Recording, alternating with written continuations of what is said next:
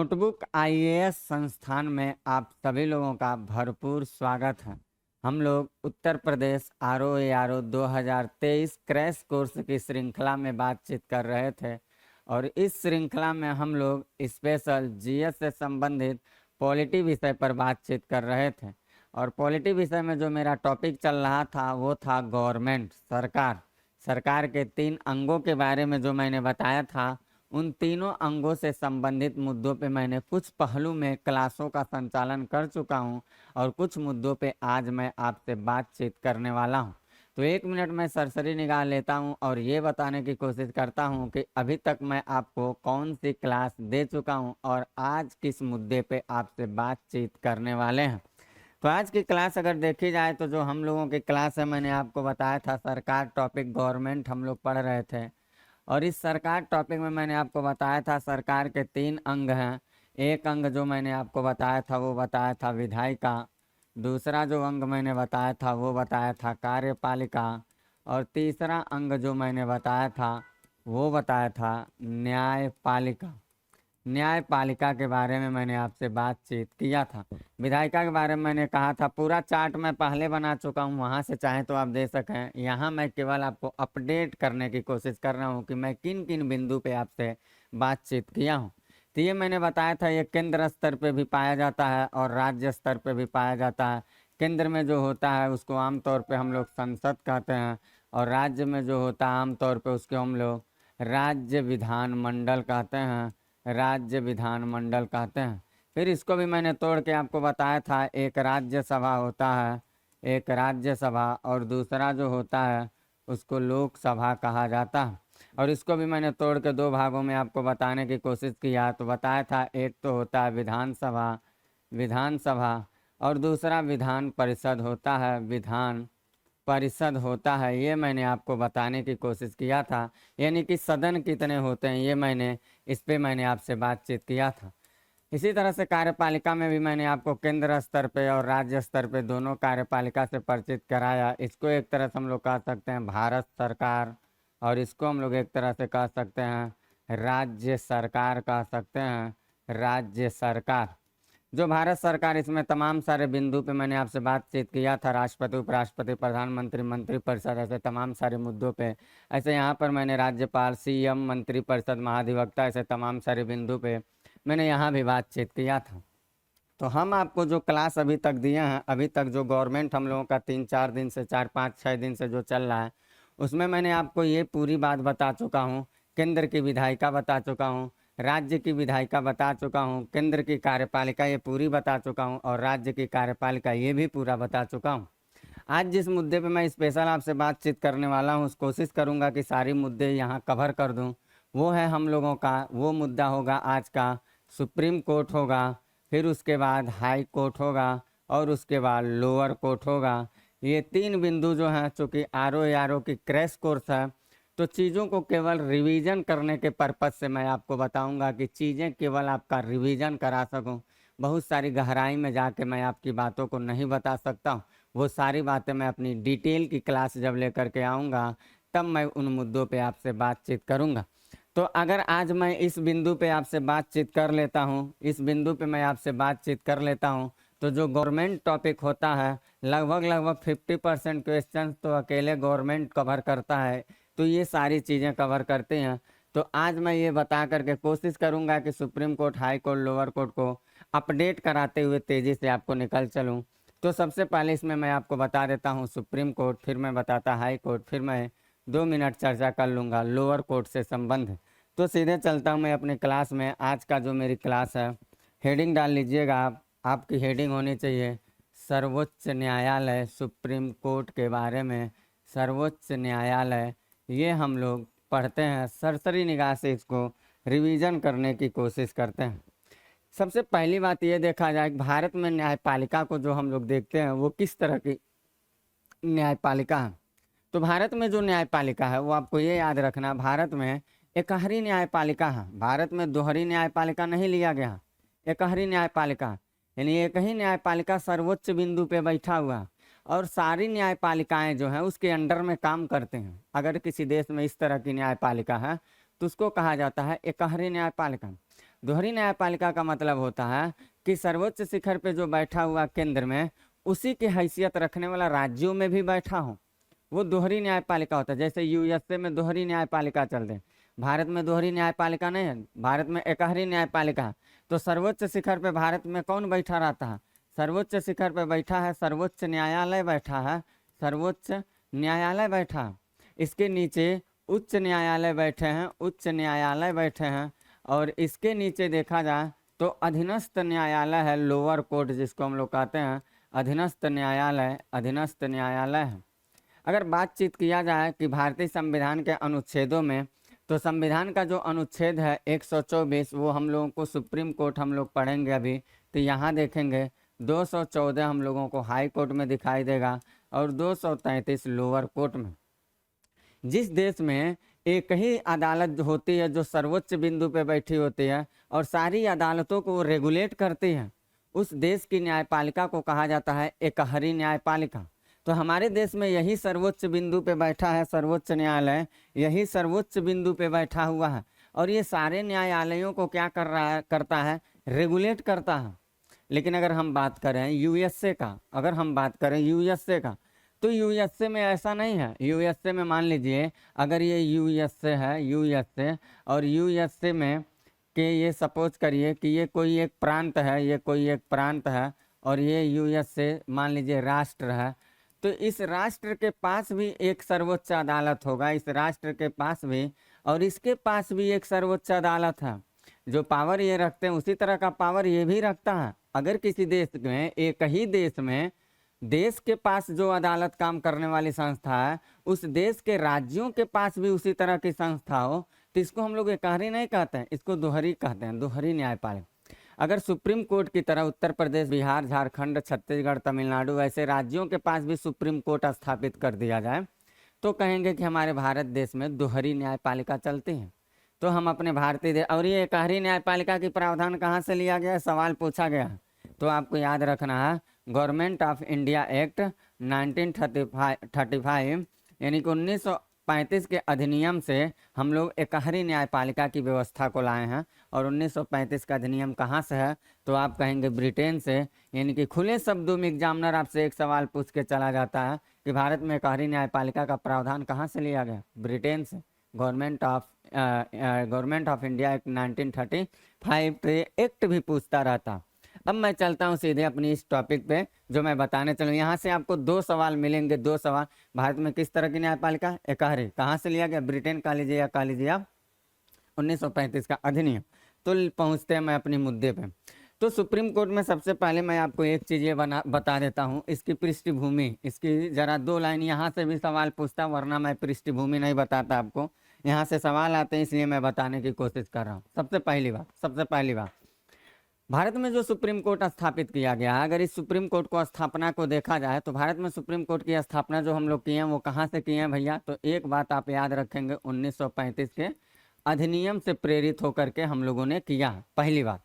और इसी अधिनियम को ध्यान में रख करके सबसे पहले हमारे भारत देश में जब ब्रिटिश हुकूमत की सत्ता चल रही थी, तो ब्रिटिश हुकूमत ने भारत को रेगुलेट करने के लिए अपने इच्छानुसार उसने एक सर्वोच्च अदालत बनाया था। जब मेरा देश, ये वो समय की घटना है जब मेरा देश आज़ाद नहीं हुआ था, ब्रिटेन की गुलामी की जंजीर में था, और वो समय था 1 अक्टूबर 1937 को। यानी कि आपसे हम ये कहें कि भारत में जो सुप्रीम कोर्ट है, सुप्रीम कोर्ट की स्थापना कब हुआ सबसे पहले, तो आप हमसे ये जवाब देंगे कि वो हुआ था 1 अक्टूबर 1937 को। और जिस समय ये सुप्रीम कोर्ट बना था उस समय इस सुप्रीम कोर्ट के मुख्य जज के रूप में जो थे वो मॉरिस ग्वेयर थे, सर मॉरिस ग्वेयर थे। तो उनका नाम, यानी कि इसके मुख्य न्यायाधीश कौन थे, प्रथम मुख्य न्यायाधीश कह सकते हैं, प्रथम मुख्य न्यायाधीश जो थे वो सर मॉरिस ग्वेयर थे, ग्वेयर कर लीजिएगा, ग्वेयर। हाँ, अब ये उस समय की हम घटना बता रहे हैं जब हमारा भारत देश अभी आज़ाद नहीं हुआ। लेकिन जब भारत देश हमारा आज़ाद हो जाता है और 26 जनवरी 1950 को जब हम पूर्ण रूप से अपने संविधान को लागू कर देते हैं, तब हमारा भारत देश कहता है कि हम अपने देश को संचालित करने के लिए, यानी स्वतंत्र भारत जब हो गया हमारा, तब भारत देश कहा कि हम अपने देश के लिए एक सर्वोच्च अदालत लाना चाहते हैं। तो कहा गया सर्वोच्च अदालत लाने की क्या बात है, 1 अक्टूबर 1937 को ब्रिटिश सरकार ने जो सुप्रीम कोर्ट बनाया था उसी को हम लोग अपने हिसाब से रेगुलेट करके स्थापित कर देते हैं, यानी कि एक उद्घाटन के तौर पे। तो स्वतंत्र भारत का अगर कहा जाए सर्वोच्च न्यायालय, स्वतंत्र भारत का प्रथम सुप्रीम कोर्ट जो बन रहा है, या कह सकते हैं सुप्रीम कोर्ट की जो उद्घाटन हो रही है, या कह सकते हैं स्थापना हो रही है, उद्घाटन या स्थापना, वो कब हो रही है, तो आपको कहना है 28 जनवरी 1950 को, क्योंकि 26 जनवरी 1950 को हमने पूरे तरीके से संविधान को अपना चुका था। अब जब ये सुप्रीम कोर्ट की स्थापना हो गई तो इस समय प्रथम मुख्य जज कौन बने, स्वतंत्र भारत के प्रथम मुख्य न्यायाधीश कौन बने, मुख्य जज, तो उनका नाम आता है हीरालाल। वो कौन थे, हीरालाल जे कानिया थे, हीरालाल जे कानिया। तो यहाँ से पृष्ठभूमि से आपको पूरे सवाल भरे हैं। सबसे पहली बात, किस अधिनियम से, 1935 के। सुप्रीम कोर्ट भारत में सबसे पहले सर्वोच्च अदालत की स्थापना कब हुई, 1 अक्टूबर 1937 को। उस समय मुख्य जज कौन थे, तो कहिएगा सर मॉरिस ग्वेयर थे। फिर स्वतंत्र भारत में सुप्रीम कोर्ट की स्थापना कब हो रही है, उद्घाटन कब हो रहा है, तो 28 जनवरी 1950 को। उस समय स्वतंत्र भारत के सुप्रीम कोर्ट के पहले मुख्य जज कौन थे, तो हीरालाल जे कानिया थे। इतनी सारे सवाल तो आपकी पृष्ठभूमि से तैनात हो गई आपके यारों के लिए।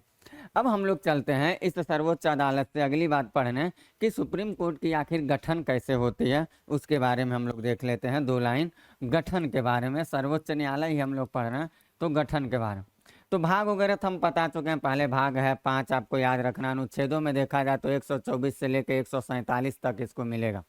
तो भाग होग मैं आपको पहले एक चैप्टर ही दे दिया था कि कौन सा भाग है, और अनुच्छेदों की भी मैंने आपसे बातचीत कर चुका था कि कौन सी अनुच्छेद है। तो अगर आप क्लास ना देखे हो तो आप ऑलरेडी संविधान के भाग करके आपको मिलेगा, थंबनेल पे लिखा हुआ, वहाँ से जाके आप पूरी क्लास को कवर कर सकते हैं। तो यहाँ भाग में देखा जाए तो आपको याद रख लीजिएगा, भाग जो है वो 4 है। और अनुच्छेदों की अगर आपसे कोई बातचीत करे तो 124 से लेके 147 तक आप बोल दीजिएगा। 2 सवाल तो ये आपके तैयार हो गए। लेकिन हम गठन में आपको क्या क्या कहना चाह रहे हैं। भारत में सर्वोच्च न्यायालय के गठन से संबंधित जो बात हमारे भारतीय संविधान में लिखा गया, वो सीधे सीधे शब्दों में लिखा गया कि संविधान का जो अनुच्छेद 124 होगा, अनुच्छेद 124, यही अनुच्छेद 124 सुप्रीम कोर्ट के स्थापना की बात करता है। सुप्रीम कोर्ट के स्थापना की बात, यानी भारत में एक सर्वोच्च न्यायालय होगा, ऐसे कह सकते हैं। भारत में एक सर्वोच्च न्यायालय होगा, यानी 124 बस ये कहता है कि भारत में एक सर्वोच्च न्यायालय होगा, एक सुप्रीम कोर्ट होगा, ये 124 कहता है।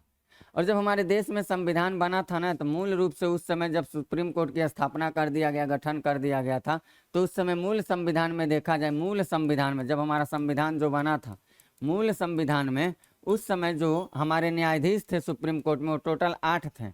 इस 8 में अगर बात देखा जाए तो एक मुख्य जज था, एक मुख्य न्यायाधीश थे, और 7 जो थे, 7 वो अन्य न्यायाधीश थे। लेकिन वहीं पे ये भी हमारे संविधान में लिख दिया गया, वहीं पे हमारे संविधान में अगर देखा जाए तो 124 के खंड 1 में ये भी लिख दिया गया है कि जो न्यायाधीश होंगे उनके वेतन भत्ता, उनके क्षेत्राधिकार, उनके सेवा शर्तें, उनके पदावधि, इस सारी कामकाज करने के लिए जो जिम्मेदार संस्था भारत में होगी वो संसद होगी।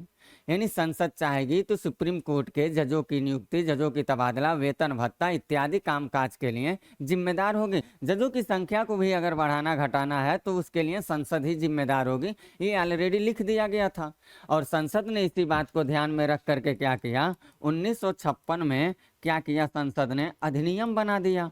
और संसद जब इस 1956 में अधिनियम बनाए तो इसी कानून को ध्यान में रख के हमारी संसद सुप्रीम कोर्ट के जजों के संबंध में तमाम सारी प्रक्रियाएं समय समय पे बदलने की कोशिश की।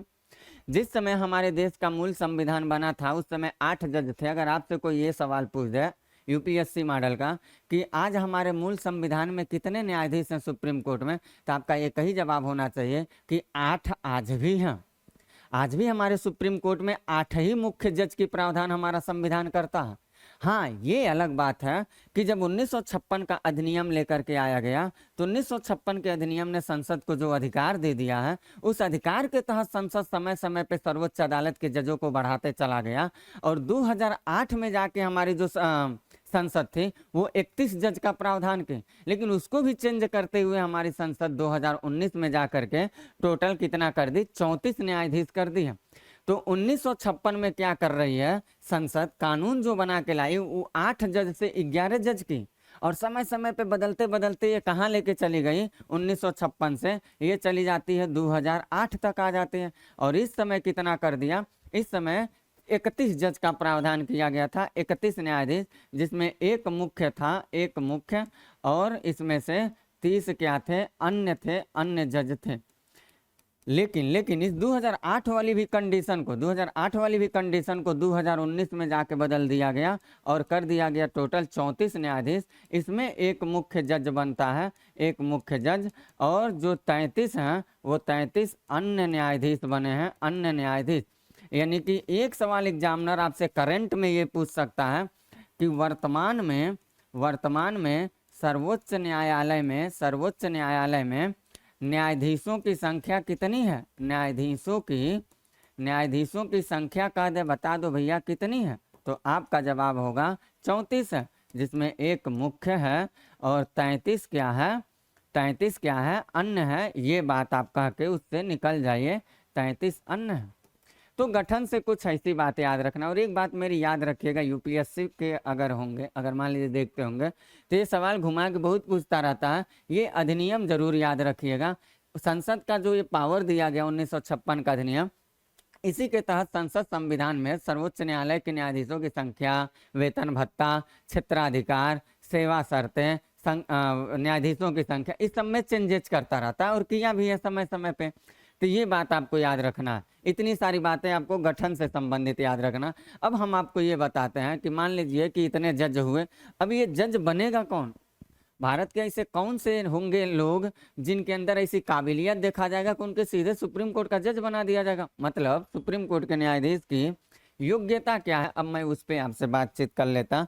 तो अगली हेडिंग से हम आपको ये समझा देते हैं कि जजों की योग्यता क्या होती है, जरा इसको समझ लीजिए। तो देखिए, जज की योग्यता के लिए केवल 2 ही शर्त है, 2 ही शर्त। सबसे पहला शर्त, भारत का नागरिक हो, ये तो होना ही होना चाहिए। 2 ही शर्त रहेगा तो आप सुप्रीम कोर्ट के जज बन जाएंगे, बाकी कुछ नहीं होना चाहिए। दूसरी शर्त क्या है, दूसरी शर्त में 3 ऑप्शन है, उस 3 ऑप्शन में कोई भी एक ऑप्शन पूरा करिए। ये तो कंपलसरी है, ये जो है ये आपका कंपलसरी है, ये तो होना ही होना चाहिए। इसके बाद मैं 3 बात और लिखूंगा, उस 3 में से एक चीज और होना चाहिए, तो 2 चीज रहेगा तो आप सुप्रीम कोर्ट का जज बन जाएंगे। वो क्या है, किसी भी हाई कोर्ट में कम से कम कितना समय, कम से कम 5 वर्ष तक न्यायाधीश, मतलब जज, न्यायाधीश रह चुके हों, आप न्यायाधीश रह चुके हों, या यहाँ कर देता हूं, या फिर अगली बात, किसी भी हाई कोर्ट में कम से कम 10 वर्ष तक विधि व्यवसाय किए हों, या ये बात याद रखना आपको, या राष्ट्रपति की निगाह के निगाह में पारंगत विधिवेत्ता हो, पारंगत विधिवेत्ता हो। इसका क्या मतलब है समझिएगा, विधिवेत्ता हो। तो आपको मुख्य रूप से 2 ही चीज चाहिए सुप्रीम कोर्ट का जज बनने के लिए, एक तो भारत का नागरिक हो, ये तो कंपलसरी है, और दूसरा जो है वो दूसरा इन तीनों में से कोई एक हो। चाहे आप हाई कोर्ट में 5 साल तक जज रह चुके हो, मान लीजिए नहीं है तो कोई बात नहीं, कहा जाएगा 10 साल तक वकालत किए हैं तो बल्ले बल्ले, नहीं है तो भी कोई बात नहीं। राष्ट्रपति के देखने में कानून के जानकार व्यक्ति लग रहे हैं तो बल्ले बल्ले, नहीं है तो बनवे नहीं करेंगे। इन तीनों में कोई एक शर्त पूरा करिए, और एक शर्त ये, तो ये 2 शर्त अगर आपके अंदर रहता है तो आपको सुप्रीम कोर्ट का क्या बना दिया जाएगा, न्यायाधीश बना दिया जाएगा, जज बना दिया। यही आपके अंदर योग्यता होना चाहिए। योग्यता तो हो गया। अब हम आपको ये बताने चल रहे हैं योग्यता के बाद न्यायाधीशों की योग्यता तो हो गया। अब इन न्यायाधीशों की योग्यता अगर रहता है तो नियुक्ति कैसे होगा, कौन करेगा, नियुक्ति के बारे में आपको बताता। इनकी योग्यता के बाद हम लोग देख लेते हैं न्यायाधीशों की नियुक्ति कैसे होती और इनके संबंध में बात है। तो नियुक्ति से संबंधित बात को समझ लेते हैं हम लोग। तो इसमें सिंपल सी बस 2 से 3 बात आपको याद रखना है, क्योंकि डिटेल की क्लास नहीं है कि सारी कॉलेजियम व्यवस्था को आपको बताएंगे। पूरी कॉलेजियम को ओपन करके और एनजेएससी को नहीं समझाएंगे, इतना समय नहीं हुए, घंटों लग जाएगा बस वही समझने में हम लोग। तो यहाँ हम लोगों को बस समझना है कैसे नियुक्ति होता, बस इतना है। उसके बाद की बात हम लोग आगे देख लेंगे जब डिटेल की क्लास लेकर आएंगे। तो जो भी इसमें सर्वोच्च अदालत जो होता है, उस सर्वोच्च अदालत में कौन होता है, सुप्रीम कोर्ट में मुख्य प्लस अन्य न्यायाधीश होते हैं। तो मुख्य न्यायाधीश की नियुक्ति कैसे होती है और अन्य न्यायाधीश की नियुक्ति कैसे होती है, पहले समझ लीजिए मुख्य न्यायाधीश की नियुक्ति कैसे होती है। मुख्य न्यायाधीश इनकी नियुक्ति के लिए हमारा संविधान ये कहता है, मुख्य न्यायाधीश की नियुक्ति के लिए कि इनकी नियुक्ति जो करेगा वो राष्ट्रपति करेगा। राष्ट्रपति करेगा किसके सलाह पे भैया, तो मंत्री परिषद के सलाह पे। बस ये लिखा गया कि मंत्री परिषद की सलाह को लेकर के राष्ट्रपति सर्वोच्च न्यायालय के मुख्य न्यायाधीश की नियुक्ति करेगा। फिर इसके अलावा ये लिखा गया है कि राष्ट्रपति अगर उचित समझ रहा है तो उच्चतम और उच्च न्यायालय के न्यायाधीश से भी क्या कर सकता है, सलाह ले सकता है।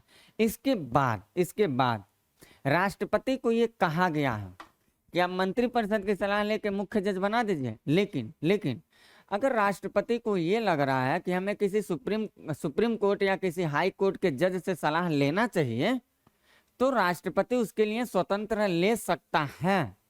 लेकिन राष्ट्रपति जो जजों की सलाह लेगा, जो जजों की सलाह ले रहा है, जजों की सलाह ले रहा है, जिसको वो जरूरी समझ रहा है, इन जजों की सलाह माने ना माने इसकी कोई गारंटी नहीं है, लेकिन मंत्रिपरिषद की सलाह मानेगा ये गारंटी है।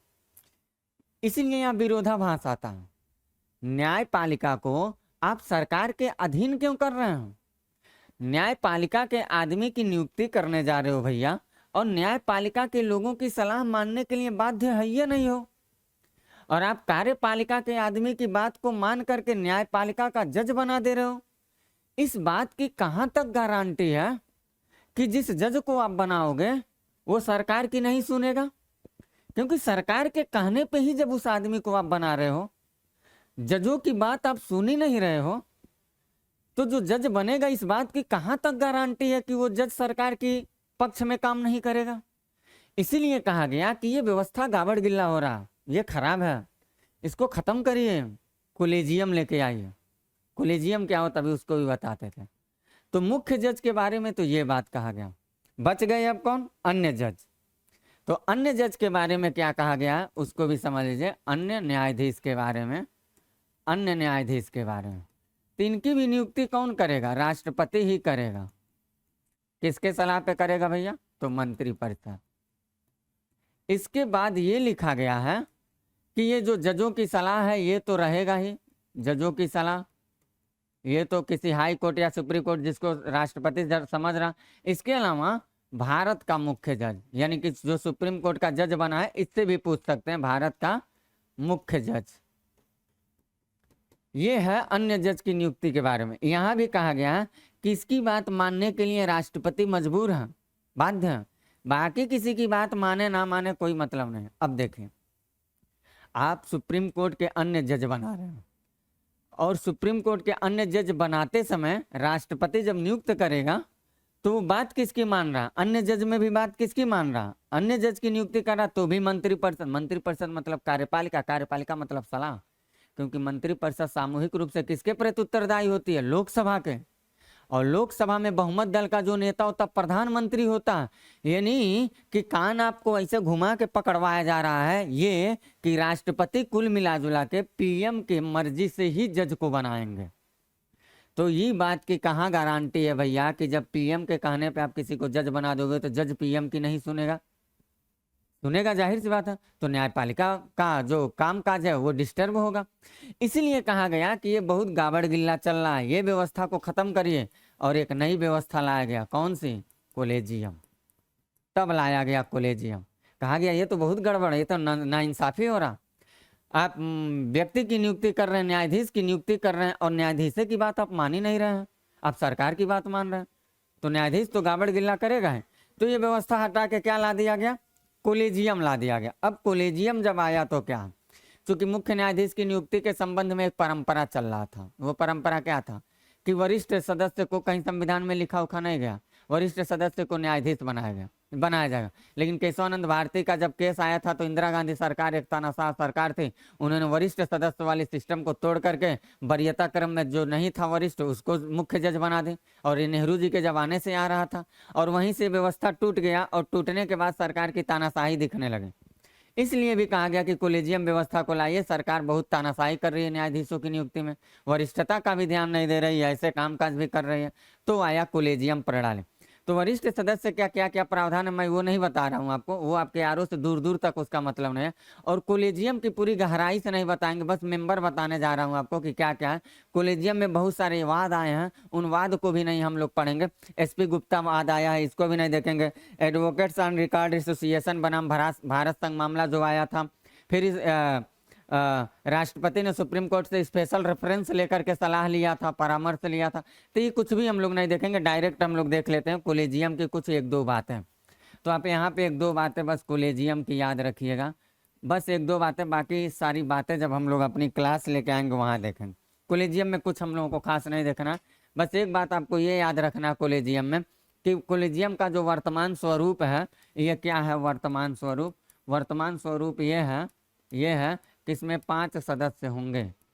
इस 5 सदस्यों में एक जो होगा वो मुख्य जज हो, एक अध्यक्ष के रूप में होगा जिसको मुख्य जज कहते हैं, और 4 अन्य जज होंगे। यानी एक इसमें जो होगा वो एक मुख्य न्यायाधीश होगा, मुख्य जज होगा, और 4 जो होंगे वो अन्य जज होंगे। ये मिलके कोलेजियम बनेगा, और इस कोलेजियम के सलाह से राष्ट्रपति अब जजों की नियुक्ति करेगा।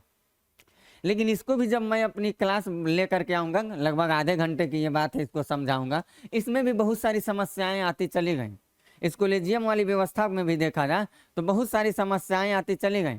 इसलिए सरकार कहा इस कोलेजियम को भी हटाओ, और सरकार ने 99वां संविधान संशोधन करके 2014 में एनजेएसी को लेके आया, एनजेएसी को लेकर के आया। लेकिन एनजेएसी जो हमारी सरकार लेके आई, ये भी जो था नेशनल जुडिशियल अपॉइंटमेंट्स कमीशन, ये भी बहुत ज़्यादा कारगर साबित नहीं हुआ। इसलिए सरकार कही कि इस एनजेएसी को हटा दो और फिर से जो कोलेजियम है फिर से लेके आओ। तो फिर हमारी सरकार हार मान के क्या करे, कोलेजियम को ही लेकर के आए। तो ये कोलेजियम आया, फिर एनजेएसी आया, फिर कोलेजियम आया। इसके बीच बहुत बढ़िया बढ़िया बातें हैं और कहानी भी है, और कुछ आपके जानने के लिए बातें हैं। तो ये बातें आपको, हमें लग रहा है कि स्टेट पीसीएस के ऊपर के एग्जाम तक काम करेंगे, आपके यारों से दूर दूर तक इसका रिश्ता ही नहीं है। तो बस ये सब बातें एक दो ऐसे याद रखिएगा, बाकी उस क्लास में बताऊंगा। ये घंटों तक की बातें हैं, इसको समझने के हम लोगों को कोई मतलब नहीं है। हाँ, ये जानना है कि अंततोगत्वा कोलेजियम के बाद एनजेएसी या एनजेएसी के बाद फिर कोलेजियम आ गया। अभी कोलेजियम सिस्टम पे ही चलता है। अधिक से अधिक उड़ के सवाल पूछ सकता है, तो आपसे ये पूछ सकता है सदस्य कितने हैं, ये एग्जामिनर उड़ के सवाल पूछे। अब हम लोग इस सुप्रीम कोर्ट में अगली बात देखते हैं। सर्वोच्च न्यायालय में एक नई प्रावधान, ये बहुत मजेदार है कि यहाँ पे सुप्रीम कोर्ट में कार्यवाहक मुख्य न्यायाधीश की नियुक्ति की जा सकती है। भारतीय संविधान का जब हम लोग पढ़ेंगे अनुच्छेद 126, तो इस अनुच्छेद 126 में कार्यवाहक मुख्य न्यायाधीश की नियुक्ति की बात की गई है। इसका मतलब ये होता है कि अगर सुप्रीम कोर्ट में मुख्य न्यायाधीश जो है वो अपनी गद्दी को छोड़ चुका है, या उसकी मृत्यु अगर हो गई, गद्दी एकाएक अचानक खाली हो गया, या वो कामकाज नहीं कर पा रहा है, उसके ऊपर क्लेम कर दिया गया है, कोई ऐसी परिस्थिति आती है, तो एक व्यक्ति को संविधान के अनुच्छेद 126 के अनुसार वरीयता क्रम देते हुए ये अधिकार दिया गया कि कार्यवाहक मुख्य न्यायाधीश की नियुक्ति राष्ट्रपति कर सकता है। तो इस कार्यवाहक मुख्य न्यायाधीश की नियुक्ति कौन करता है, तो ये भी आपको याद रखना है, इसकी नियुक्ति राष्ट्रपति ही करता है। राष्ट्रपति को वो अधिकार दिया गया है कि वो कार्यवाहक मुख्य न्यायाधीश की नियुक्ति करे, वो कार्यवाहक मुख्य न्यायाधीश की नियुक्ति करे, ये बात ये कहा गया। फिर 126 के बाद 127 को हम लोग देख लेते हैं, ये भी सवाल के रूप में आता रहता है सर्वोच्च अदालत से। 127 क्या कहता है? 127 ये कहता है, 127 ये कहता है कि सर्वोच्च न्यायालय में तदर्थ न्यायाधीश की नियुक्ति किया जा, तदर्थ न्यायाधीश की नियुक्ति किया जा। तदर्थ न्यायाधीश क्या होता है? तदर्थ का मतलब एक तरह से कह सकते हैं एढाक पर संविदा वाले लोग। तो तदर्थ न्यायाधीश जो है, ऐसा ये फ्रांस के संविधान से हम लोग प्रेरित होकर के किए हैं। तदर्थ न्यायाधीश की नियुक्ति के लिए मुख्य न्यायाधीश और उच्च न्यायालय के न्यायाधीश में से ही किसी को लिया जाता है। अगर मान लीजिए कि सुप्रीम कोर्ट में बहुत सारा कामकाज आ गया है, सुप्रीम कोर्ट का सत्र चलाना है, कामकाज ज़्यादा हो चुके हैं, सर्वोच्च अदालत में न्यायाधीशों की संख्या कम पड़ जा रही है, जजों की संख्या की आवश्यकता महसूस हो रही है, तो ऐसी परिस्थिति में हाई कोर्ट से जज को सुप्रीम कोर्ट में ला करके बैठाया जाता है कामकाज करने के लिए। लेकिन हाई कोर्ट से उसी जज को लेकर के हम सुप्रीम कोर्ट में तदर्थ न्यायाधीश के रूप में आते हैं, जो हाई कोर्ट का जज सुप्रीम कोर्ट के जज बनने की योग्यता रखता हो, उसी को हम लेकर के आते हैं और वो तदर्थ न्यायाधीश की हैसियत से कामकाज करता है। मुख्य न्यायाधीश ही तदर्थ न्यायाधीश की नियुक्ति करता है, लेकिन वो राष्ट्रपति की सलाह लेता है और साथ ही साथ जिस उच्च न्यायालय से लेकर के न्यायाधीश आता है उस उच्च न्यायालय के उस न्यायाधीश से सलाह लेता है। जैसे जैसे मान लीजिए यहाँ है उत्तर प्रदेश, उत्तर प्रदेश जो है इसका हाई कोर्ट मान लीजिए इलाहाबाद, प्रयागराज आज हम रख सकते हैं प्रयागराज। अब सपोज करिए प्रयागराज हमने रख लिया, यहाँ प्रयागराज का ये हाई कोर्ट है, इसमें ये साहब मुख्य जज हैं, ये मुख्य जज हैं, और इस मुख्य जज के बाद ये जो बचे हुए हैं ये सब क्या हैं? ये अन्य जज हैं, ये अन्य जज हैं। अब हम मान लेते हैं कि हमारे यहाँ पे सुप्रीम कोर्ट है, सुप्रीम कोर्ट की कार्यवाही का संचालन करना है और यहाँ पर जजों की संख्या महसूस हो रही है कार्यवाही के लिए। तो इस सुप्रीम कोर्ट का जो मुख्य जज होगा, जो मुख्य जज है, ये क्या करेगा? ये जाएगा राष्ट्रपति के पास और राष्ट्रपति से सलाह लेगा, राष्ट्रपति से ले लिया, फिर जाएगा जिस राज्य के हाई कोर्ट से उसको लग रहा है उस राज्य के मुख्य जज से सलाह लेगा और कहेगा कि आपके पास ये राम नाम का जो जज है हमको चाहिए कुछ दिन के लिए सुप्रीम कोर्ट में काम करने के लिए। लेकिन इस राम नाम को इसलिए कहेगा क्योंकि ये राम नाम का जज सुप्रीम कोर्ट के जज बनने के लायक अगर रहेगा तभी कहेगा। तो ये कहेगा ठीक है भैया ले जाओ, तो ये लेके चला आएगा यहाँ पे। अभी आ जाएंगे सुप्रीम कोर्ट, दिल्ली चलेगा, अब वहाँ के सारी कामकाज को करेंगे, करने के बाद सारा वेतन भत्ता सब कुछ का हकदार रहेंगे, कामकाज हो जाएगा, कहेगा भैया आप जाइए जहाँ थे वहीं चले जाइए, आपका काम समाप्त हो गया। तो ये है तदर्थ न्यायाधीश की नियुक्ति के बारे में, एढ़ाक पर या संविदा पर जैसे बात होते हैं। फिर इसके बाद हम लोग देखते हैं इसमें अगली बात शपथ प्रावधान। अगली हम लोग देख लेते हैं कि जो जज बनते हैं उनकी शपथ प्रावधान के बारे में ये बात हम लोग देख लेते हैं। तो जो सुप्रीम कोर्ट होता है, सुप्रीम कोर्ट के जो जज होते हैं उनके शपथ का प्रावधान याद रखिएगा, पूछा हुआ सवाल है। वो कहाँ से प्रावधान कहाँ किया गया है? तो ये लोग जो शपथ लेते हैं वो अनुसूची 3 से शपथ लेते हैं। पहली बात तो एकदम ही आपको रट्टा रखना है, अनुसूची 3 के तहत इनको शपथ का प्रावधान किया गया। शपथ किसके समक्ष लेते हैं? दूसरा सवाल ये बनेगा कि किसके समक्ष, किसके समक्ष? तो इसका जवाब होगा राष्ट्रपति, राष्ट्रपति के समक्ष या राष्ट्रपति की अनुपस्थिति में उसके द्वारा विहित किया गया किसी सक्षम अधिकारी के समक्ष। तो ये बात शपथ से संबंधित आपको 2 चीज याद रखना। अगली बात इसमें अगली बात शपथ के बाद हम लोग देखते हैं कि जो सर्वोच्च न्यायालय के न्यायाधीश बनते हैं उनकी पदावधि क्या होती है, पद की अवधि। तो हमारा जो संविधान है वो सुप्रीम कोर्ट के न्यायाधीश कितना साल काम करेगा, कितना साल के लिए काम करेगा, कै साल के लिए रहेगा, ये कहीं नहीं लिखा उखा है। ये नहीं लिखा, सॉरी ये नहीं लिखा गया कि कितना साल का व्यक्ति होगा जो सुप्रीम कोर्ट का जज बन सकता है। कितने साल का व्यक्ति सुप्रीम, जैसे राष्ट्रपति बनना 35 साल, राज्यपाल बनना 35 साल, राज्यसभा का सदस्य बनना 30 साल, विधान परिषद का सदस्य बनना 30 साल, लोकसभा विधानसभा का सदस्य बनना 25 साल, गाँव का प्रधान बनना 21 साल, आपको कहेगा IAS IPS बनना 21 साल, ऐसे करके दिखाएगा आपको। ये वनडे को एग्जाम निकालना 18 साल, ऐसे तमाम सारा उम्र दिया गया ना। लेकिन जज बनना है कै साल? तो कहता है संविधान ई नहीं पता, ई कहीं नहीं लिखा, बस इतना संविधान कहता है कि भैया जिसको हम जज बना देंगे वो अधिक से अधिक 65 वर्ष तक, अधिक से अधिक 65 वर्ष तक गद्दी पर रहेगा, गद्दी पर रहेगा, बस इतना ही लिखा गया। आप 65 साल के जब हो जाएंगे तो आपको हटा दिया जाएगा। बस इतना ही लिखा गया। कब बनेंगे, कितना साल में बनेंगे, कितना साल आप काम करेंगे, कहीं कुछ नहीं लिखा। बस ये लिखा गया है कि 65 वर्ष की आयु तक वो गद्दी पर रहेगा। अब गद्दी पे मान लीजिए रह रहा है, उसको लग रहा है कि अब मन भर गया, अब नहीं रहना चाहिए, तो इनको त्याग पत्र भी ये दे सकते हैं। त्याग पत्र दे के स्वेच्छा से गद्दी को छोड़ सकते हैं। त्याग पत्र किसको देंगे? राष्ट्रपति को। मान लीजिए त्याग पत्र भी नहीं दे रहे हैं, गद्दी पे बैठ के बहुत ज्यादा कानून के साथ कबड्डी खेलने की कोशिश कर रहे हैं, तो संसद के द्वारा भी हम आगे समझा दे रहे हैं आपको, संसद द्वारा प्रस्ताव पारित करके इनको क्या किया जाएगा? गद्दी से प्रस्ताव द्वारा, संसद के प्रस्ताव द्वारा, ऐसे लिख लीजिएगा, संसद के प्रस्ताव द्वारा क्या किया जाएगा? इनको गद्दी से हटा दिया जाएगा। यानी कि किसी व्यक्ति को अगर जज बना दिया गया तो अधिक से अधिक 65 साल तक वो गद्दी पे रहेगा। अगर उसको नहीं मन लग रहा है तो राष्ट्रपति को त्याग पत्र दे सकता है। अगर वो गद्दी पर आके बहुत ज्यादा दादागिरी कर रहा है तो संसद के द्वारा प्रस्ताव पारित किया जाएगा। साबित कदाचार क्षमता भी मैं आगे उसको बता रहा हूँ, कैसे महाभियोग की प्रक्रिया चल रही, उसके द्वारा इनको गद्दी से क्या किया जाएगा? हटा दिया जाएगा। तो पदावधि से आपको ये याद रखना, शपथ से संबंधित आपको ये याद रखना।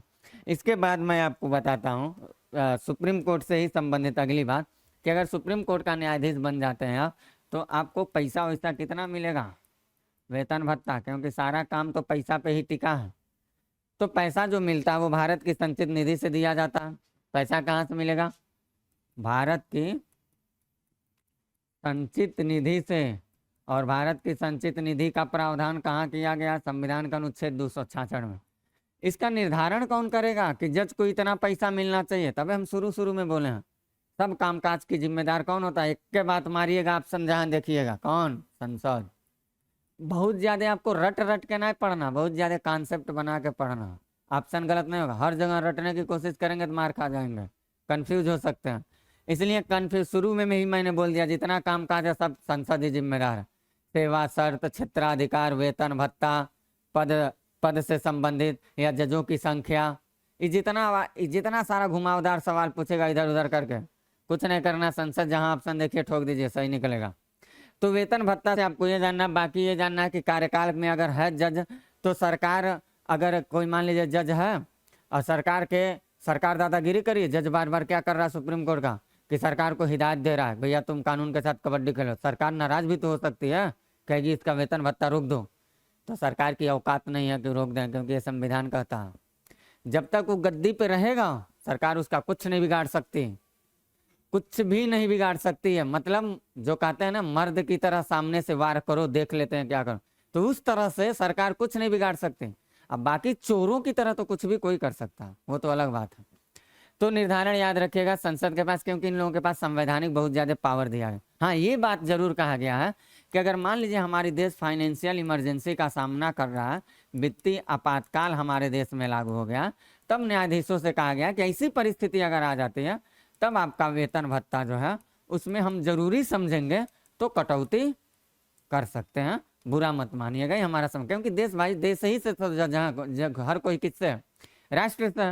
राष्ट्र के ऊपर विपत्ति आ गया तो किस बात का लोगों का वो वहाँ जरूर ध्यान देने वाली बात है। तो ये अच्छी बात है।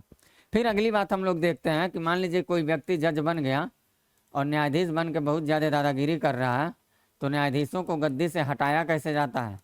गद्दी से हटाया जाना कैसे हटाया जाता है? तो यहाँ भी आपको बस सिंपल सी एक ही बात देखना है। इसका प्रोसेस बहुत लंबा चलता है, लेकिन उस प्रोसेस को नहीं देखना आपको। बस एक बात आपको ये ध्यान देना है कि किसी जज को अगर गद्दी से हटाना है तो 2 आधार दिखाना पड़ेगा। 2 आधार पे जज के गद्दी से हटा सकते हैं। बाकी आप ऐसा नहीं किसी भी कारण से उसको ऑन द स्पॉट हटा देंगे, आपके हाथ का कठपुतली है, ऐसा नहीं कर सकते। 2 आधार दिखाना पड़ेगा। एक साबित कदाचार, एक का साबित कदाचार और दूसरा अक्षमता। ये 2 आधार है, इसी 2 आधार पे हटा सकते हैं। साबित कदाचार का मतलब होता है दुर्व्यवहार, ठीक, कि इसका व्यवहार ठीक ठाक नहीं है। अक्षमता का मतलब तो समझे रहे हैं, सक्षम नहीं है। ये 2 आधार दिखा करके किसी जज को आप हटा सकते हैं। ये 2 आधार दिखाने के बाद संसद के किसी भी सदन में संकल्प पेश कर सकते हैं। संसद के किसी भी सदन में संकल्प पेश कर सकते हैं।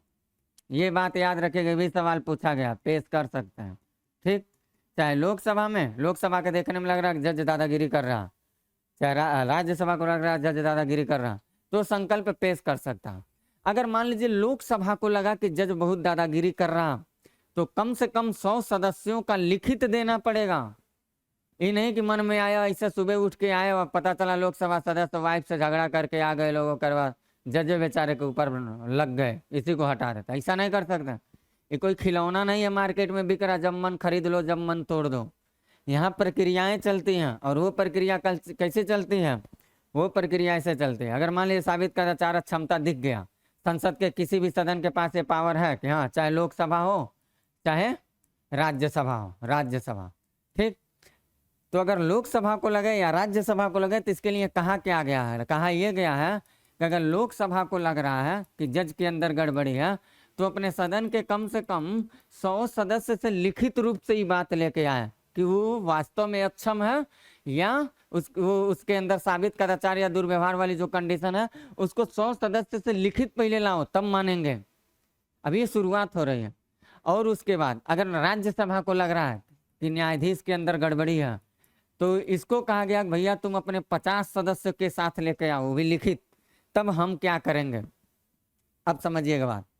मान लीजिए कि लोकसभा या राज्यसभा को साबित कदाचार या क्षमता के आधार पर जज को हटाना है, तो लोकसभा कम से कम 100 सदस्य, राज्यसभा कम से कम 50 सदस्य का लिखित हस्ताक्षर के साथ लेके जाएगा, संसद के पटल पे रखेगा।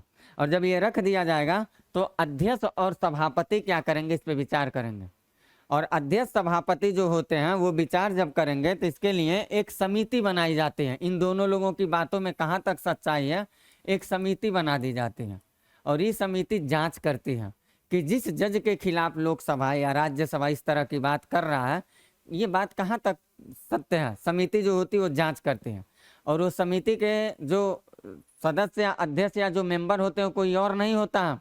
उस समिति में कार्यरत जो उस समय, जिस समय सुप्रीम कोर्ट के जज के खिलाफ आप क्लेम कर रहे हैं, उस समय देखा जाएगा कि सुप्रीम कोर्ट का मुख्य जज कौन है। एक वो रहेगा समिति में, इस समिति में एक आदमी वो रहेगा, मुख्य जज रहेगा। इस समिति का जो दूसरा आदमी रहेगा जो जांच पड़ताल करेगा, वो किसी भी हाई कोर्ट का एक जज रहेगा। यानी कि हाई कोर्ट जो है उस हाई कोर्ट का जज रखा जाएगा, और वो भी हाई कोर्ट का आम जज नहीं रहेगा, हाई कोर्ट का मुख्य जज रहेगा। ये बात आप याद रखिए। और तीसरा इस समिति का जो मेंबर रहता है वो एक विधिवेत्ता रहता है, कानून का ज्ञाता रहता है।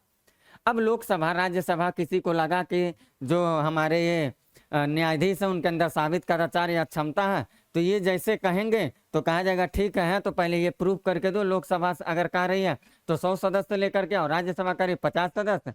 फिर अगर लोकसभा कही रहेगी तो लोकसभा का अध्यक्ष, राज्यसभा कही रहेगी राज्यसभा का सभापति, एक समिति दनादन बना देगा। समिति में ये लोग रहेंगे, इस जांच करेंगे कि जो बात वो कह रहा है वो सही कह रहा है कि गलत कह रहा है।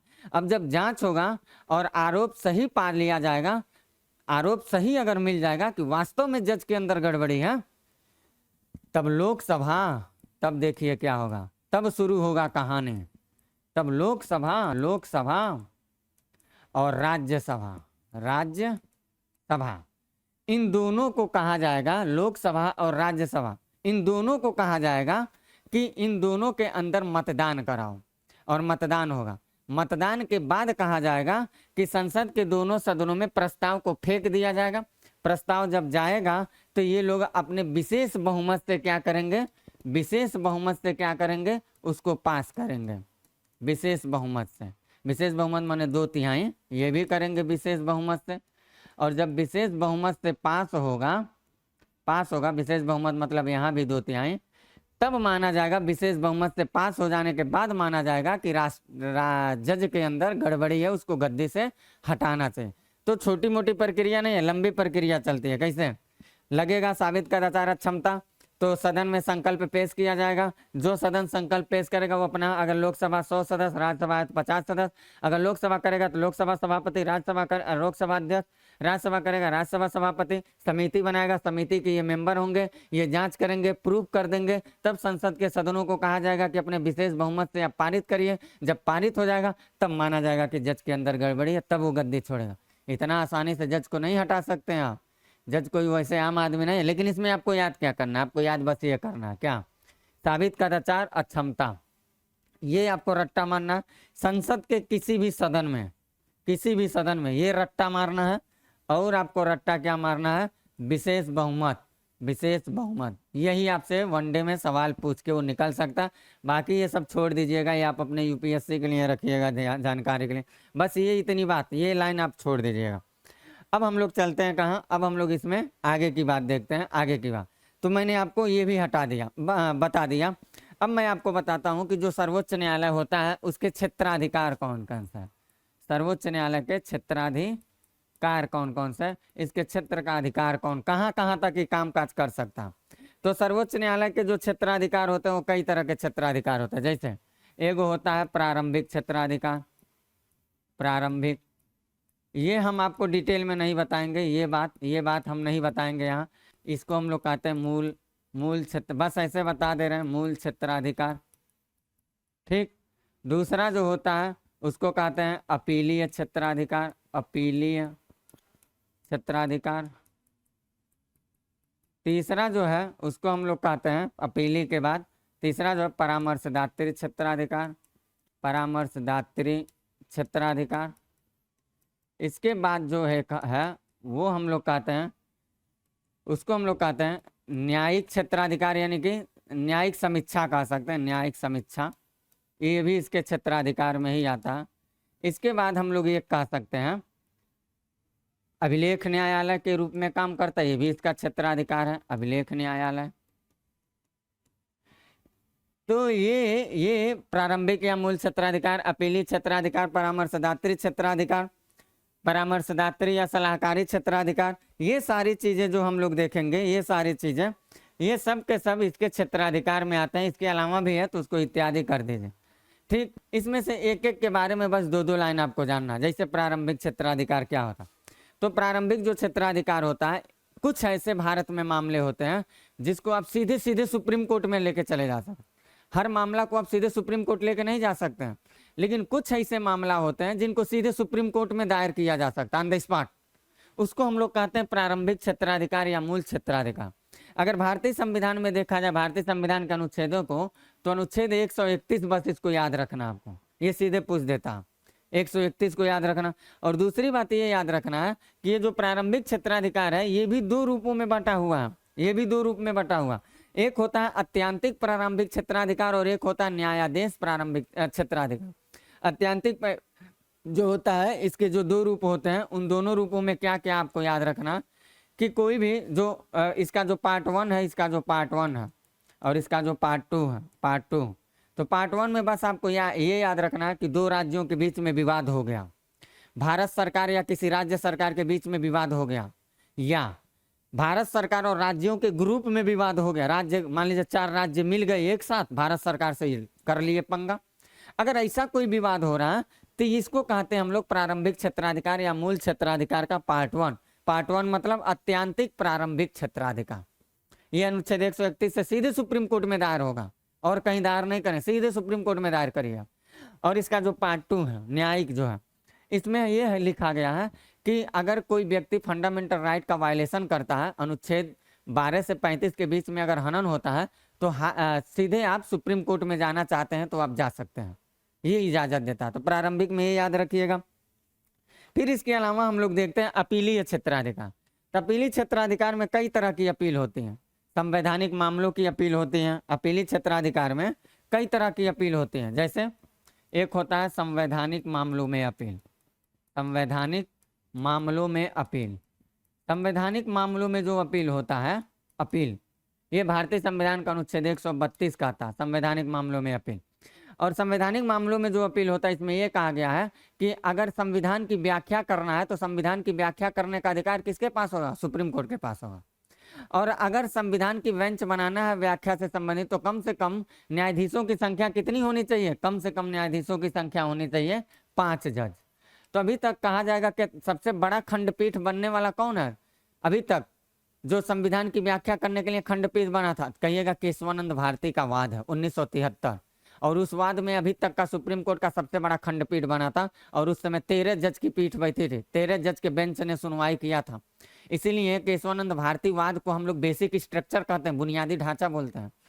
अभी 13 जज से ज्यादा अगर मान लीजिए 15 जज मिल करके केशवानंद वाली बात को पलट दें, केशवानंद कहा है आम और 15 जज बैठ के कहे नहीं इमली, तो आम भूल जाएंगे हम लोग, कहेंगे इमली, क्योंकि अब 15 जजों की बेंच आ गई, तब बुनियादी ढांचा ये हो जाएगा। तो ये बात याद रखना। दूसरा सबसे बड़ी अभी बेंच जो बैठी हो गोलकनाथ बनाम पंजाब राज्य मामला का बैठा हुआ केस है 1967 का, और इसमें 11 जज थे, 11 जज थे।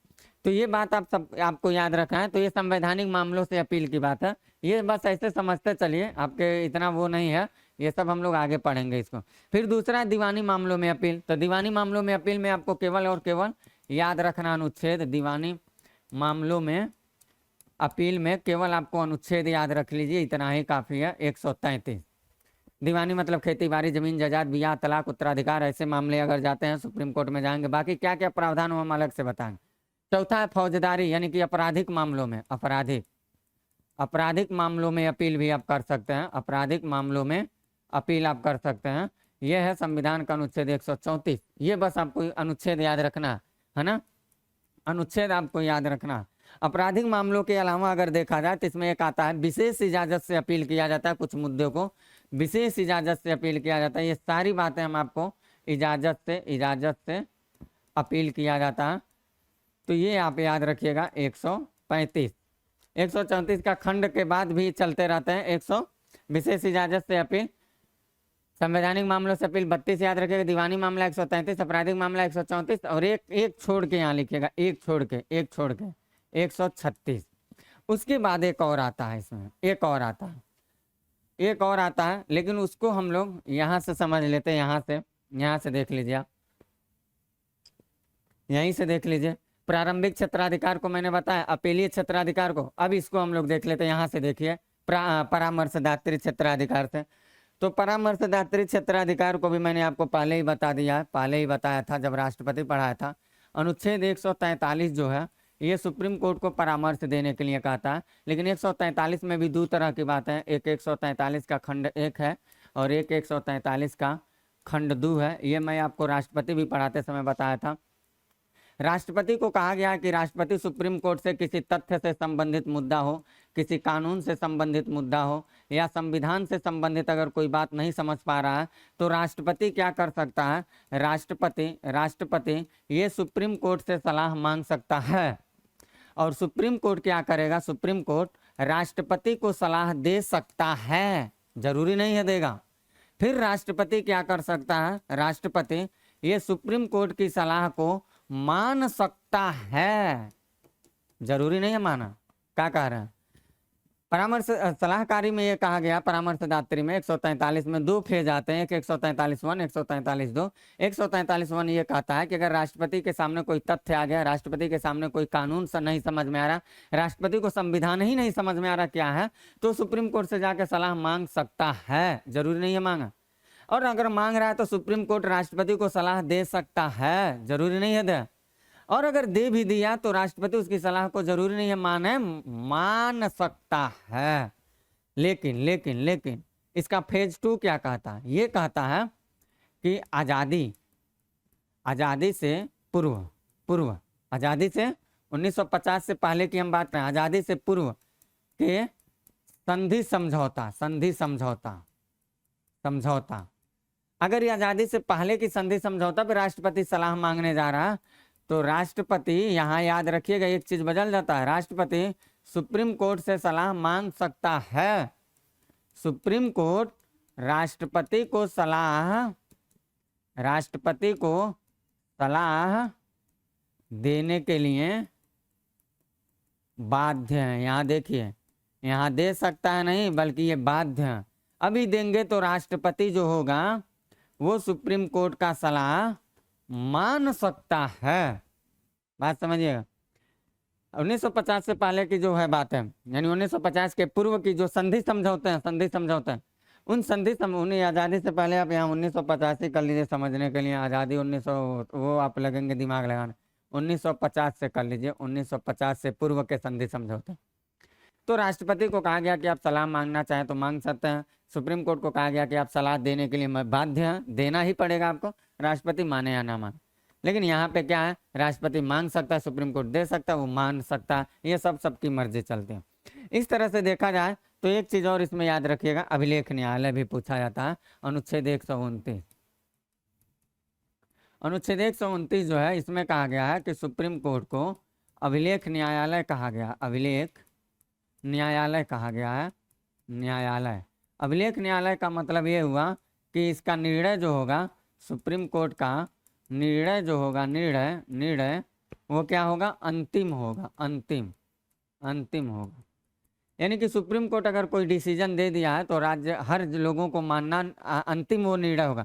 और किसी मुद्दे को लेकर के अगर मान लीजिए हाई कोर्ट केस लड़ रही है, उसको बात नहीं समझ में आ रहा कि क्या होना चाहिए, और उसको ये लग रहा है कि सुप्रीम कोर्ट इस तरह की मुद्दे पे एक बार सुनवाई किया था 4 साल पहले, तो उसने कहा था कि ऐसे मुद्दों पे ये कदम उठाया जा सकता है, तो जो सुप्रीम कोर्ट बोला है उस बात को साक्षी के रूप में, गवाह के रूप में हाई कोर्ट मान करके निर्णय दे देगा, वो कानून गलत नहीं होगा। ठीक, तो सुप्रीम कोर्ट की कही गई जो बात है वो लोअर कोर्ट के लिए कानून के रूप में काम करते हैं, कानून के रूप में वो काम करते हैं, ये बात आप याद रखें। अब हम आपको सरसरी निगाह से बस बता देते हैं फटाफट 2 लाइन में हाई कोर्ट के भी बारे में, यही हम लोग सब समझ लेते हैं। क्योंकि क्लास हम लोगों का वो चल रहा है, तो यहाँ सारी बातों को यहाँ उच्च न्यायालय डाल लीजिएगा, उच्च न्यायालय, उच्च न्यायालय डाल लीजिए, और इसमें हम लोग एक एक बात समझ लेते हैं। सबसे पहली बात इसमें क्या समझेंगे, उच्च न्यायालय से संबंधित सबसे पहले हम लोग ये समझ लेते हैं कि उच्च न्यायालय ये कौन से भाग में है, तो भाग आपको याद रखना अच्छा है, और 214 से 231 अनुच्छेद, तो भाग 6, भाग आपको याद रख लीजिएगा 6, और अनुच्छेद आपको याद रखना 214 से 231, ये याद रखना है ना। अब हम लोग इसमें देखेंगे उच्च न्यायालय के प्रावधान के बारे में क्या कहा गया। अनुच्छेद 214 के तहत, 214 के तहत प्रत्येक राज्य के लिए, प्रत्येक राज्य के लिए, राज्य के लिए एक उच्च न्यायालय होगा, उच्च न्यायालय होगा, ये बात लिखा गया। ठीक, लेकिन वहीं पे अनुच्छेद 231 में ये भी लिख दिया गया है, 231 में, कि अगर संसद चाहती है, अगर संसद चाहे तो 2 या अधिक राज्यों के लिए, अधिक राज्यों के लिए, राज्यों के लिए एक उच्च न्यायालय, एक उच्च न्यायालय स्थापित कर सकते हैं।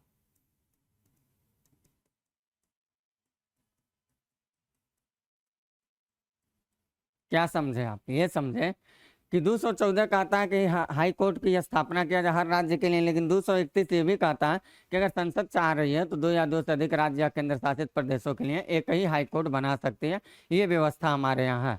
फिर गठन कौन करता है, तो अनुच्छेद 216, अनुच्छेद 216 क्या कहता है, ये गठन की बात करता है, और गठन हाई कोर्ट के गठन की बात करता है, और गठन में कहता है कि इस गठन में एक होगा मुख्य न्यायाधीश, एक होगा मुख्य जज होगा, और बाकी जो होंगे, बाकी अन्य जज होंगे। अब ये बाकी कितने अन्य जज होंगे हर राज्य के लिए अलग अलग होता।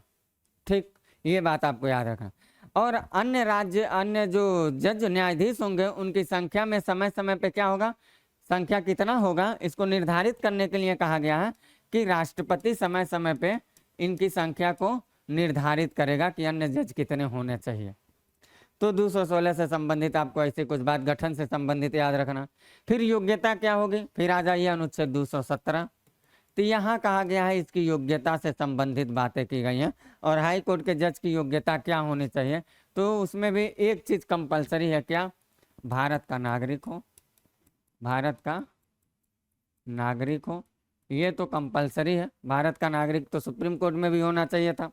दूसरा ये कहा गया कि कम से कम 10 साल तक कोनो न्यायिक पद धारण किया हो, या ये कहा गया है कि किसी उच्च न्यायालय में 10 वर्ष तक अधिवक्ता रहा हो, तो ये 2 चीज पूरा किया हो, 10 वर्ष तक हाईकोर्ट में या तो न्यायिक पद धारण किया हो, न्यायिक पद, या 10 वर्ष तक अधिवक्ता रहा हो, इन दोनों में कोई भी एक शर्त पूरा कर रहा हो, अधिवक्ता यहाँ या कर दीजिएगा, यानी कि ये तो कंपलसरी है, और इन दोनों में से कोई एक हो उसको हाई कोर्ट का न्यायाधीश बना दिया जाए।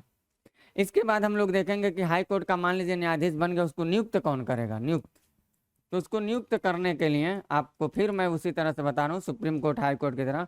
इसमें पहले देख लेते हैं कि मुख्य जज होता है और अन्य जज। तो पहले मुख्य जज कैसे नियुक्त होता है ये समझ लीजिए, फिर अन्य जज कैसे नियुक्त होता है उसको हम बता देते हैं। तो मुख्य जज के नियुक्त के संबंध में कहिए चाहे अन्य जज के नियुक्त के संबंध में कहिए, इसके बारे में, तो दोनों के बारे में नियुक्ति के संबंधित बातों में राष्ट्रपति ही जिम्मेदार लेता है, राष्ट्रपति ही रहता है, राष्ट्रपति जिम्मेदार रहता है ना। बाकी मुख्य जज और अन्य जज की नियुक्ति में कुछ व्यवस्थाएं चलती हैं। जैसे मुख्य जज की नियुक्त करना है तो भारत का राष्ट्रपति करेगा, मंत्रिपरिषद का सलाह लेगा, फिर राज्यों के राज्यपाल का भी सलाह ले लेता है संबंधित राज्य के, और उसके बाद अन्य जज की नियुक्ति करना है तो मंत्रिपरिषद की सलाह लेगा, जिस राज्य में में जज नियुक्त करना राज्यपाल की सलाह लेगा, और जिस हाई कोर्ट में अन्य जज नियुक्त करना उसके मुख्य जज की सलाह लेगा। ठीक, फिर 2 से 3 बात और हम लोग देख लेते हैं, फिर ये चैप्टर कवर हो जाएगा। दूसरी बात इसमें हम लोग ये देख लेते हैं कि न्यायाधीश का स्थानांतरण होता। तो न्यायाधीशों का स्थानांतरण कौन करता? तो स्थानांतरण याद रखिएगा केवल एक शब्दों में अनुच्छेद 222 इसके लिए, और राष्ट्रपति ही स्थानांतरण के लिए जिम्मेदार होता है। राष्ट्रपति चाहे तो किसी भी न्यायाधीश के स्थानांतरण कर सकता है, ये बात आपको याद रखना। शपथ किसके समक्ष लेते हैं लोग? तो शपथ बस याद रखना आपको, शपथ ये लेंगे राज्यपाल के समक्ष। 1-2 बात और इसमें जान लीजिए, राज्यपाल के समक्ष शपथ लेते हैं लोग, ये बात कहा गया। फिर कार्यकाल कितना होगा? तो कार्यकाल इन लोगों का जो होता है वो याद रख लीजिएगा 2 लाइन में। कार्यकाल वो होता है 60 वर्ष के लिए पहले था, 60 वर्ष तक पद धारण करेंगे, लेकिन आगे चल के 15वां संविधान संशोधन हुआ, 15वां, और इस 15वां संविधान संशोधन के द्वारा 2 साल बढ़ा दिया गया। अब ये कितने साल पे होते हैं? तो 60 + 2 कर देंगे, हो जाएगा 62, यानी अब हाई कोर्ट का जो जज होता है वो 62 साल के लिए होता। ठीक, तो ये सारी बातें ऐसे याद रखिएगा, बाकी इसमें बहुत सारी बातें हैं, क्लास ऐसे लंबा होता जाएगा, 2-4 बातें और है उसको भी ऐसे कवर करते चलिएगा। बाकी जब डिटेल की क्लास लेकर के हम मिलेंगे तो वहाँ मैं आपसे सारे मुद्दों पे बातचीत करेंगे, वहाँ सारे मुद्दों पे आपसे बातचीत करेंगे और पूरा डिटेल में बातचीत करेंगे। बाकी हम लोग जिस चैनल से जुड़े हुए हैं नोटबुक IAS से, तो नोटबुक IAS सिविल सेवा के अभ्यर्थियों के लिए जो टेस्ट सीरीज की श्रृंखला प्रस्तुत करता है, ये UPSC, state PCS, RO, ARO जितने सारे एग्जाम हो रहे हैं इसके प्रीलिम्स और मेंस से संबंधित सारी आपको टेस्ट सीरीज उपलब्ध करवाई जाती है।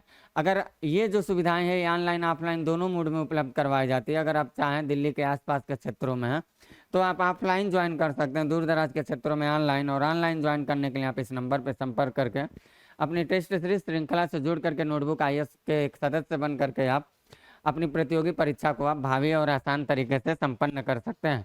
बाकी जब हम लोग मिलेंगे अपनी अगली क्लास में, तो हम जब अपनी अगली क्लास में आते हैं तो वहाँ मैं आपसे संविधान संशोधन और आपातकालीन मुद्दों पे थोड़ी बहुत चर्चा करते हुए उसको भी सरसरी निगाह से अपडेट करा देंगे, ताकि ये विषय आपका कंप्लीट हो जाए। तो एक क्लास और लेके आएंगे, वहाँ कंप्लीट आपसे करने वाला हूँ।